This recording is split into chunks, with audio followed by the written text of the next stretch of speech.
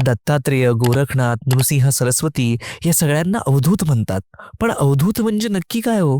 अवधूत या शब्दाचा अर्थ आहे अवधूत, म्हणजे ज्याने सगळे प्रकृतीचे विकार धुवून टाकले, मन संपूर्ण निर्मळ असा अवधूत. अवधूत म्हणजे फक्त साधू नाही, हा तो परम संन्यासी आहे जो जाती धर्माच्या बंधनाच्या पलीकडे आहे. देहभान विसरलेला योगी, संसाराच्या मायेतून मुक्त, सतत आत्मचिंतन करण्यात मग्न तो अवधूत. दिशांनाच वस्त्र मांडणारा संपूर्ण विरक्त.